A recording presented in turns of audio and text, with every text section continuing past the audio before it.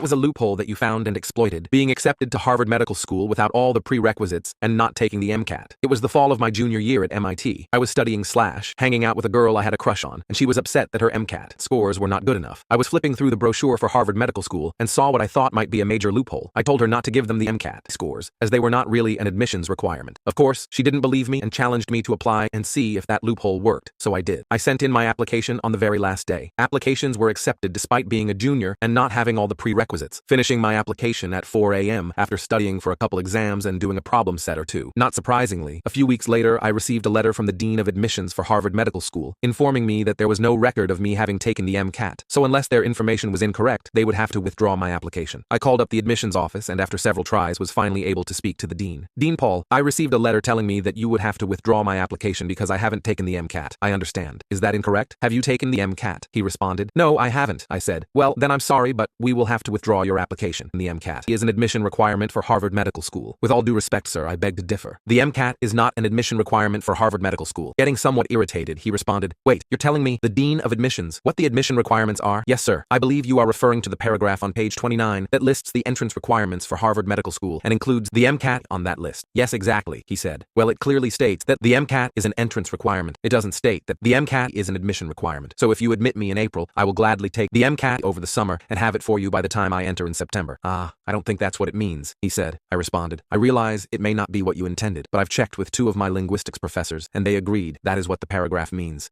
Well, I'll talk to the members of the committee and get back to you. A couple of days later, he called me back and told me that the committee had discussed the matter and that while it was not what they intended, they agreed that it did indeed mean just that, so they would not withdraw my application. At first I was very pleased. Then I realized was that all that meant was that they were not going to officially withdraw my application, but they could still just unofficially withdraw it by ignoring it and rejecting me. So I really didn't think about it much until I got a call to come in for an interview. April rolled around and a thick envelope arrived with my acceptance letter. Then, a couple of weeks later, I received another letter reminding me that I had not yet fulfilled all the entrance requirements, including the English and biology requirements in the MCAT, and asking me to let them know when I would fulfill these. Of course, the next year. The language in the brochure was changed to close this loophole.